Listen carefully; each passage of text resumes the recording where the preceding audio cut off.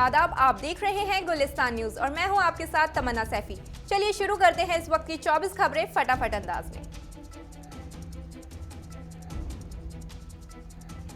Supreme court की ओर से गठित कमेटी को लेकर जारी विवाद के बीच आज केंद्र सरकार और किसान संगठनों के बीच बातचीत चल रही है। दिल्ली के विज्ञान भवन में सुप्रीम कोर्ट की कमेटी बनाने के बाद दोनों पक्षों में होने वाली ये 9वें दौर की बातचीत है। ऐसे में हर किसी की नजर इस अहम बैठक पर है।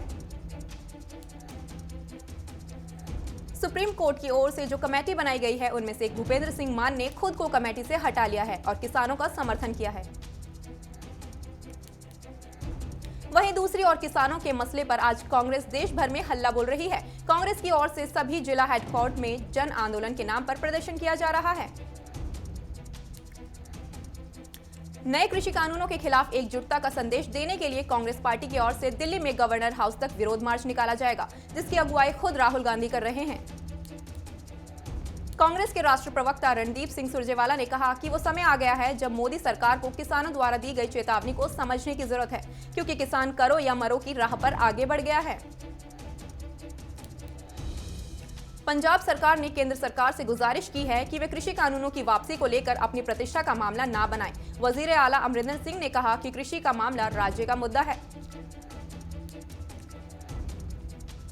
अन्ना हजारे ने किसानों के मुद्दे पर एक बार फिर वजीर आजम मोदी को खत लिखा है, जिसमें अन्ना हजारे ने जनवरी के आखिर में दिल्ली में भूख हड़ताल की चेतावनी दी है। भारतीय सेना आज अपना 13वां हिंदुस्तानी आर्मी डे मना रही है। इस दौरान दिल्ली के नेशनल वॉर मेमोरियल पर देश के लिए शहीद हुए जवानों को श्रद्धांजलि दी गई। राष्ट्रपति रामनाथ कोविंद ने ट्वीट कर कहा कि आर्मी डे पर भारतीय सेना के बहादुर औरतों और मर्दों को शुभकामनाएं। उन्होंने कहा कि भारत साहसी और प्रतिबद्ध सैनिकों के लिए हमेशा आभारी रहेगा।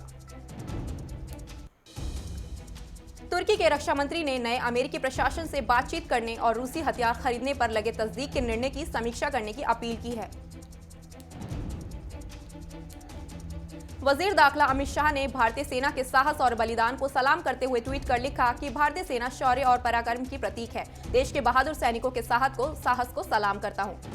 अमेरिका की तरफ से खुशीदगी के दौरान ईरान का पावर शो। ईरान ने ओमान की खाड़ी में नौसैन्य अमल के दौरान क्रूज मिसाइल दागी।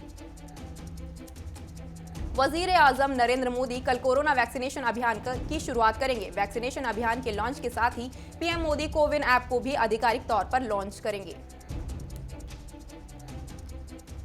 कल भारत में कोरोना वैक्सीनेशन का टीका सबसे बड़ी अहम होगी, जिसमें देश भर में फ्रंटलाइन वॉरियर्स को वैक्सीन की पहली खुराक दी जाएगी।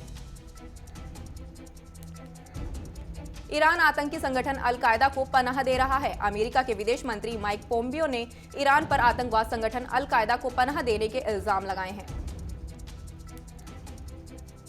पेटीएम में यूबीएस ग्रुप $400 मिलियन का सरमायाकारी कर सकता है। रिपोर्ट्स के मुताबिक यूबीएस के एसेट मैनेजमेंट आर्म द्वारा पेटीएम में हिस्सेदारी खरीदने के लिए बातचीत कर रहा है। गूगल ने करीब 450 ऐप्स को अपने प्ले स्टोर से हटा दिया है। गूगल का कहना है कि ये ऐप उसकी यूजर सेफ्टी पॉलिसी की खिलाफ वर्जी कर रहे हैं। दुनिया में बीते 24 घंटे में कोरोना के 7,25,365 नए मामले सामने आए हैं और 14,000 से ज्यादा लोगों की जान चली गई है। दुनिया भर में कोरोना संक्रमितों का आंकड़ा 9 करोड़ 34 लाख के पार हो गया है, जबकि कोरोना से 20 लाख से ज्यादा अफराद अपनी जिंदगी से हाथ धो बैठे हैं। ब्रिटेन में कोरोना वैक्सीन दुकानों तक पहुंच गई है। राष्ट्रीय स्वास्थ्य सेवा ने कोविड-19 के टीके की आपूर्ति शुरू कर दी है। ब्रिटिश साइंसदानों ने दावा किया है कि कोरोना वायरस से ठीक हुए मरीज भी इस वायरस के दोबारा फैल सकता है।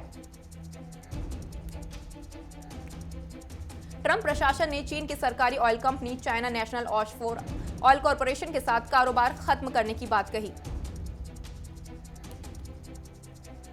कश्मीर पर ब्रिटेन में इमरान पार्लियामेंट की बहस पर भारत नाराज है। ब्रिटेन के सांसद परिसर ने कश्मीर पर हुई बहस में सांसदों के गलत तथ्य पर भारत से नाराजगी जताई है।